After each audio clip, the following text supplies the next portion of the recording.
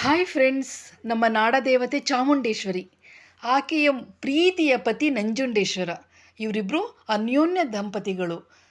ಇದು ಪುರಾಣದಲ್ಲೇ ಬಂದಂತಹ ಕತೆ. ನಂಜುಂಡೇಶ್ವರ ಹಾಗೂ ಚಾಮುಂಡೇಶ್ವರಿ ಗಂಡ ಹೆಂಡತಿ ಅಂತ ಹೇಳಿ, ಅಥವಾ ದಂಪತಿಗಳು ಅಂತ ಹೇಳಿ.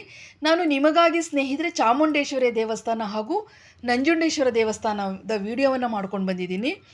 ಸ್ನೇಹಿತರೆ, ಯಾವುದೇ ಕಾರಣಕ್ಕೂ ನಂಜನಗೂಡಿನ ನಂಜುಂಡೇಶ್ವರ ವಿಡಿಯೋನ ಸ್ಕಿಪ್ ಮಾಡಿದೆ ನೋಡಿ. ಕಾರಣ ಏನಂದರೆ, ಆ ದೇವಸ್ಥಾನದ ಪ್ರತಿಯೊಂದು ಒಳಾಂಗಣದ ವಿಡಿಯೋ ನಾನು ಮಾಡ್ಕೊಂಬಂದಿದ್ದೀನಿ. ಪ್ರತಿ ಕಂಬ, ಪ್ರತಿ ವಿಗ್ರಹಗಳನ್ನು ಸಹ ನಿಮಗಾಗಿ ತಂದಿದ್ದೀನಿ. ನೋಡೋದನ್ನು ಮರಿಬೇಡಿ, ಸ್ಕಿಪ್ ಮಾಡಬೇಡಿ.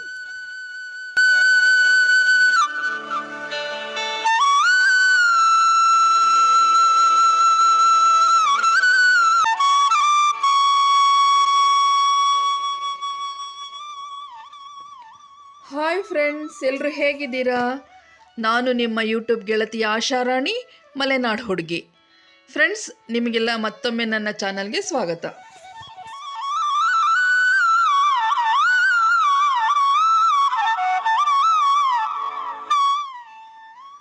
ಸ್ನೇಹಿತರೆ, ನಾನು ಇವತ್ತು ನಿಮಗೆ ಮೈಸೂರಿನ ನಾಡದೇವತೆ, ನಮ್ಮ ಅಧಿದೇವತೆ ಚಾಮುಂಡೇಶ್ವರಿಯ ದರ್ಶನವನ್ನು ನಿಮಗೆಲ್ಲ ಮಾಡಿಸ್ಬೇಕು ಅಂತ ಹೇಳಿ ಚಾಮುಂಡೇಶ್ವರಿ ಬೆಟ್ಟಕ್ಕೆ ನಾವು ಬಂದಿದ್ದೀವಿ.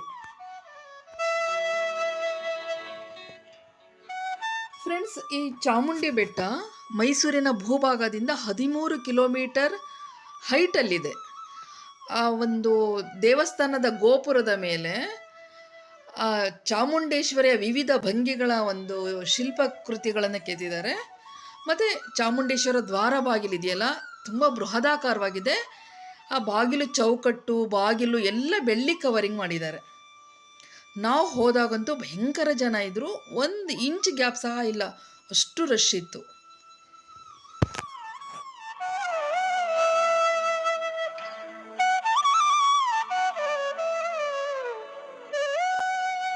ಇದು ಚಾಮುಂಡೇಶ್ವರಿಯ ಪಾದುಕೆಗಳು. ನಮಗೆ ಈ ಚಾಮುಂಡೇಶ್ವರ ಪಾದುಕೆಗಳನ್ನು ಮುಟ್ಟಿ ನಮಸ್ಕಾರ ಮಾಡಲಿಕ್ಕೆ, ನೋಡಲಿಕ್ಕೆ ಎಲ್ಲ ಅವಕಾಶ ಇದೆ. ಆದರೆ ಚಾಮುಂಡೇಶ್ವರಿಯ ಮೂಲ ವಿಗ್ರಹ ಏನಿದೆಯಲ್ಲ, ಅದನ್ನು ಯಾವುದೇ ಕಾರಣಕ್ಕೂ ಫೋಟೋ ವಿಡಿಯೋ ತೆಗೆಯೋ ಹಾಗಿಲ್ಲ. ಹಾಗಾಗಿ ನಾನು ತಕ್ಕೊಂಡಿಲ್ಲ. ಮೂಲ ವಿಗ್ರಹದ ಒಂದು ಫೋಟೋ ವಿಡಿಯೋ ನಾನು ತೆಗೆದಿಲ್ಲ.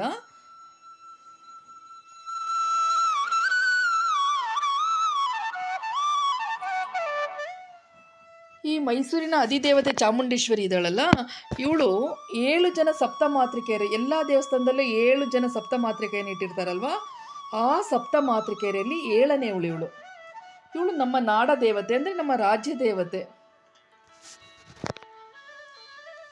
ಚಾಮುಂಡಿ ಅಂದ ತಕ್ಷಣ ನಮಗೇನು ನೆನಪಾಗತ್ತೆ ಹೇಳಿ?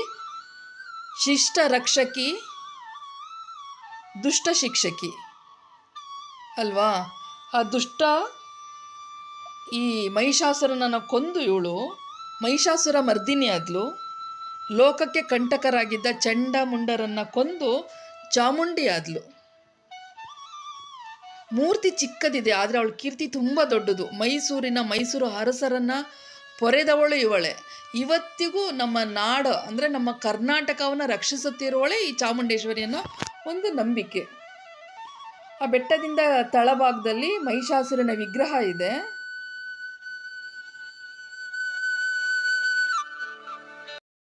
ಇನ್ನೊಂದು ಮೋಸ್ಟ್ ಅಟ್ರಾಕ್ಷನ್ ಅಂದರೆ, ಇಲ್ಲಿ ಸಿಲ್ವರ್ ಪೇಂಟಲ್ಲಿ ಗಾಂಧಿ ತಾತನ ಸ್ಟ್ಯಾಚು ನಿಲ್ಲಿಸಿದ್ದಾರೆ ಅಲ್ವಾ, ಪ್ರತಿಮೆ. ಬಟ್ ಇದು ಪ್ರತಿಮೆ ಅಲ್ಲ ಸ್ನೇಹಿತರೆ.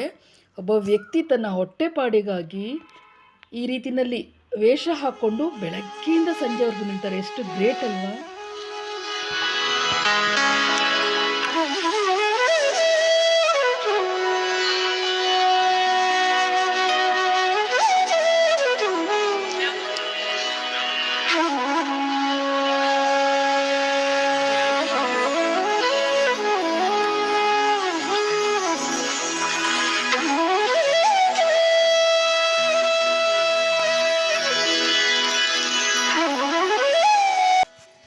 Hi friends, good morning. ಎಲ್ಲರೂ ಹೇಗಿದ್ದೀರಾ?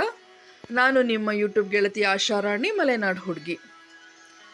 ಫ್ರೆಂಡ್ಸ್, ಇವತ್ತು ನಾನು ನಿಮಗೆ ಕರ್ನಾಟಕದಲ್ಲಿ ಅತ್ಯಂತ ದೊಡ್ಡ ದೇವಸ್ಥಾನಗಳಲ್ಲಿ ಒಂದಾದಂತಹ ನಂಜನಗೂಡಿನ ನಂಜುಂಡೇಶ್ವರನ ದರ್ಶನ ಮಾಡಿಸ್ಬೇಕು ಅಂತೇಳಿ ನಿಮ್ಮನ್ನೆಲ್ಲ ಕರ್ಕೊಂಡು ಬಂದಿದ್ದೀನಿ. ಬನ್ನಿ, ಒಳಗಡೆ ಹೋಗೋಣ. ನಮಗೆ ದೇವಸ್ಥಾನದ ಮುಂಭಾಗದಲ್ಲಿ ಹೂವಿನಿಂದ ಮಾಡಿದಂಥ ರಂಗೋಲಿ, ತುಂಬ ಅಟ್ರಾಕ್ಷನ್ ಇರುವಂಥ ರಂಗೋಲಿ ನಮ್ಮನ್ನು ಸ್ವಾಗತ ಮಾಡ್ತು. ಮುಂದೆ ದೇವಸ್ಥಾನದ ದ್ವಾರ ಬಾಗಿಲು ದಾಟುವಾಗ ನನಗೆ ತುಂಬ ಅದ್ಭುತವಾದ ಒಂದು ಬಾಗಿಲು ಇದು ಅನ್ನಿಸ್ತು. ಕಾರಣ ಇಷ್ಟೇ, ತುಂಬ ಎತ್ತರದಲ್ಲಿದೆ, ತುಂಬ ದಪ್ಪವಾಗಿದೆ ಅದು ಬಾಗಿಲಿನ ಚೌಕಟ್ಟು. ಆಮೇಲೆ ಅದ್ರ ಮೇಲೆ ಬಿಡಿಸಿದಂತಹ ಈ ಚಿತ್ರಗಳು, ಕೆತ್ತನೆಗಳೇನಿದೆ ಅದು ತುಂಬ ಅಟ್ರಾಕ್ಷನ್ ಆಯಿತು ನನಗೆ.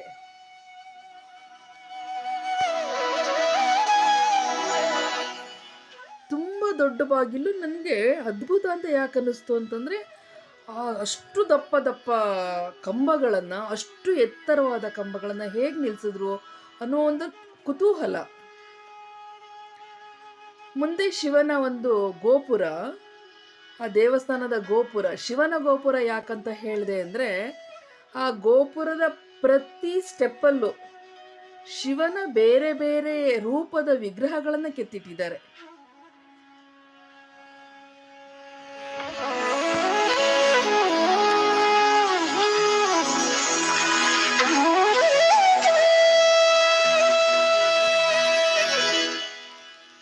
ಇಡೀ ದೇವಸ್ಥಾನ ಫುಲ್ಲು ಗೋಪುರಗಳಿಂದನೇ ಕೂಡಿದೆ. ಮೇಲ್ಭಾಗ ನಮಗೆ ದ್ವಾರ ಬಾಗಿಲು ದಾಟಿ ಒಳಗಡೆ ಕಾಲಿಡ್ತಿದ್ದ ಹಾಗೆ ದೊಡ್ಡದಾದ ನಂದಿ ಸ್ವಾಗತ ಮಾಡ್ತಾನೆ.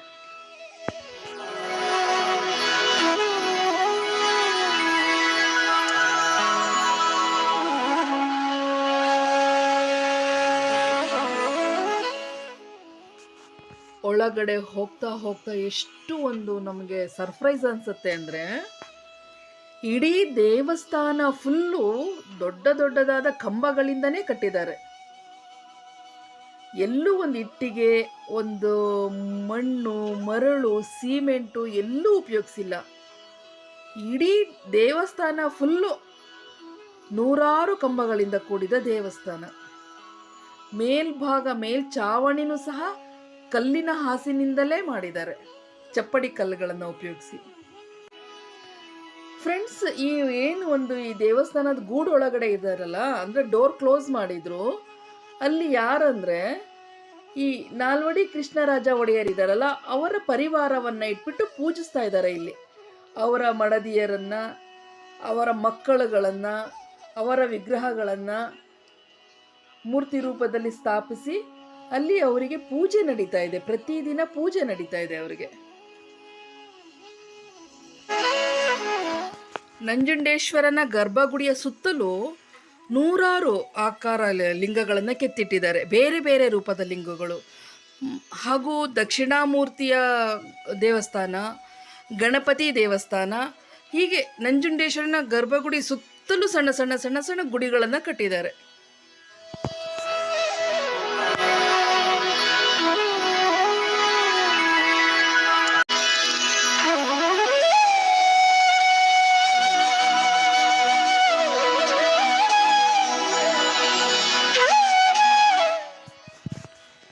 ಫ್ರೆಂಡ್ಸ್, ಈ ಕಂಬಗಳಿಂದ ಕೂಡಿದ ದೇವಸ್ಥಾನವನ್ನು 19ನೇ ಶತಮಾನದಲ್ಲಿ ಗಂಗಾ ಅರಸರು ನಮ್ಮ ಕರ್ನಾಟಕವನ್ನು ಆಳ್ವಿಕೆ ಮಾಡುವಾಗ ಕಟ್ಟಿದಂಥ ದೇವಸ್ಥಾನ ಇದು.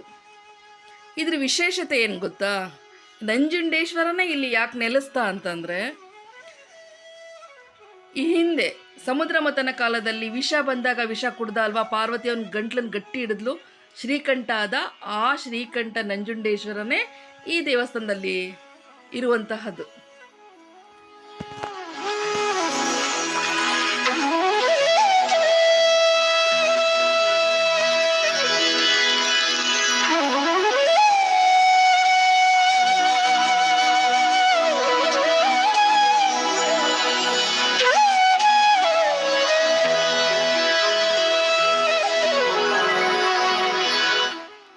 ನಮಗೆ ಮೂಲ ವಿಗ್ರಹದ ಒಂದು ಫೋಟೋ ತೆಗಿಲಿಕ್ಕೆ ಅವಕಾಶ ಕೊಡಲೇ ಇಲ್ಲ, ತೆಗಿಯೋ ಹಾಗಿಲ್ಲ, ವಿಡಿಯೋ ತೆಗಿಯೋ ಹಾಗಿಲ್ಲ, ಫೋಟೋ ತೆಗಿಯೋ ಹಾಗಿಲ್ಲ ಅಂತ ಅಬ್ಜೆಕ್ಷನ್ ಮಾಡಿದ್ರು.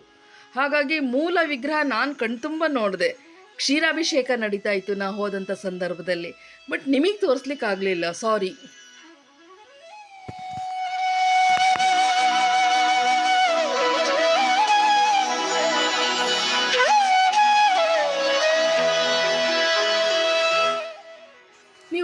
ಕಂಬಗಳನ್ನು ಅಬ್ಸರ್ವ್ ಮಾಡಿ, ಯಾವ 4 ಭಾಗದಿಂದ ತಿರುಗಿ ನೋಡಿದ್ರು ನೇರ ಕಂಬಗಳು. ಹಾಗೆ ವಾಸ್ತು ಭರಿತವಾಗಿ ಪರ್ಫೆಕ್ಟ್ ಅಳತೆನಲ್ಲಿ ಈ ದೇವಸ್ಥಾನ ಕಟ್ಟಿದ್ದಾರೆ.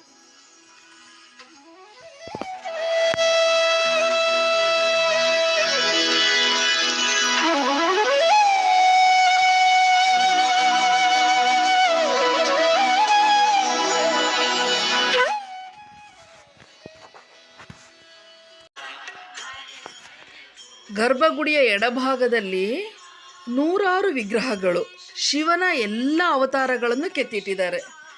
ಅವನ ಪ್ರತಿಯೊಂದು ಅವತಾರನ್ನು ಕೆತ್ತಿಟ್ಟಿದ್ದಾರೆ.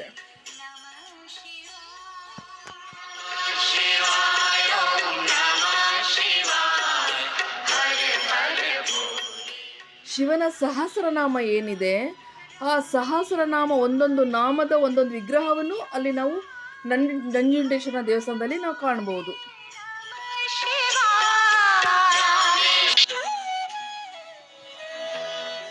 ಇದು ದೇವಸ್ಥಾನದ ಹೊರಬದಿಯಿಂದ ಪಕ್ಕದ ಸೈಡಿಂದ ತೆಗೆದಂಥ ವಿಡಿಯೋ. ಯಾಕೆ ತೆಗೆದೆ ಅಂತಂದರೆ, ಇಲ್ಲಿ ನೋಡಿ, ಇಲ್ಲೂ ಸಹ ಆ ಒಂದು ಶಿವನ ಅವತಾರದ ಏನು ಮೂರ್ತಿ ಒಳಗಡೆ ಕಲ್ಲಿನಲ್ಲಿ ಕೆತ್ತಿದ್ರಲ್ಲ, ಅದೇ ಮೂರ್ತಿಗಳನ್ನು ಗೋಪುರದ 4 ಭಾಗದಲ್ಲಿ,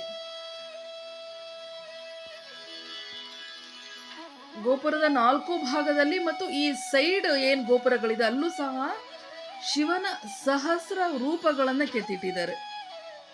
ಆ ಮೂರ್ತಿಯ ಸುಂದರತೆನೂ ಅಷ್ಟೇ ಒಂದು ಇನ್ನೋಸೆಂಟ್ ಫೇಸಲ್ಲಿ ಕೆತ್ತಿಟ್ಟಿದ್ದಾರೆ. ಆ ಶಿವನ ಮುಖವನ್ನು ನೋಡಲಿಕ್ಕೆ ತುಂಬ ಅಟ್ರಾಕ್ಷನ್ ಅನಿಸುತ್ತೆ ಫ್ರೆಂಡ್ಸ್.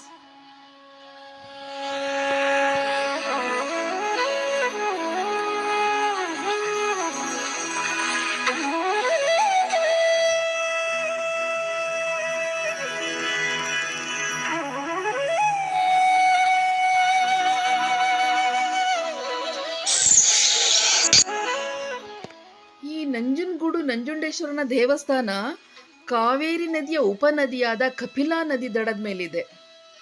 ಇದು ಕಲ್ಯಾಣಿ. ಮುಂದೆ ಒಂದು ಬೃಹದಾಕಾರದ ಶಿವನ ವಿಗ್ರಹವನ್ನ ನಿಲ್ಲಿಸಿದ್ದಾರೆ. ಇದು ಸಿಮೆಂಟಿನ ವಿಗ್ರಹ, ಕಲ್ಲಿಂದಲ್ಲ.